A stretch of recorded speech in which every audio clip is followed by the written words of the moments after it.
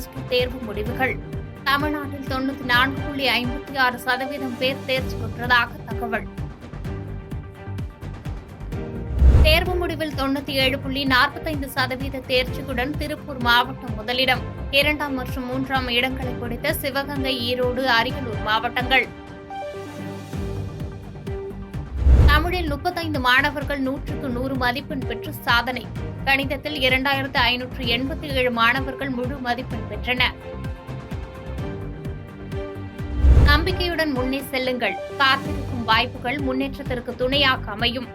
+2வில் குறைவான மதிப்பெண் பெற்றவர்கள் மனம் தளர வேண்டாம் என முதலமைச்சர் மு.க.ஸ்டாலின் எக்ஸ் தளத்தில் பதிவு. இன்னும் ஒரு வாரத்தில் தற்காலிக மதிப்பெண் சான்றிதழ்கள் மாணவர்களுக்கு கிடைக்கும். அடுத்த மாதம் அசல் மதிப்பெண் சான்றிதழ் விநியோகிக்கப்படும் என அறிவிப்பு. தேர்வு முடிவுகள் மாணவர்களின் வாழ்க்கையை மதிப்பீடு செய்வதற்கானவை அல்ல, கற்றலை அளவீடு செய்வதற்கானது மட்டுமே என பள்ளிக் கல்வித்துறை அமைச்சர் அன்பில் மகேஷ் பதிவு. தமிழகத்தில் பொறியியல் படிப்புகளுக்கான ஆன்லைன் விண்ணப்ப பதிவு தொடங்கியது. சான்றிதழ் சரிபார்ப்பு ஜூன் 13 தொடங்கி 30 வரை நடைபெறும் என அறிவிப்பு.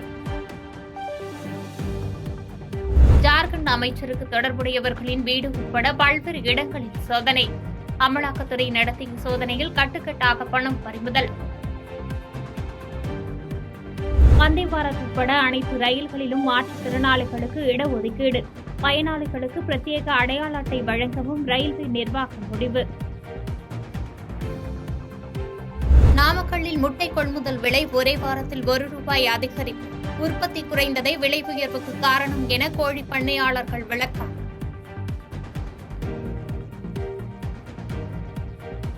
பாதகம் செய்பவரை கண்டால் நாம் பயங்கொள்ளலாகாது பாப்பா. மோதி மிதித்து விடு பாப்பா, அவர் முகத்தில் உமிழ்ந்து விடு பாப்பா. அண்மை செய்திகளை உடனுக்குடன் தெரிந்து கொள்ள இணைந்திருங்கள் இயம்நாடு தொலைக்காட்சியுடன்.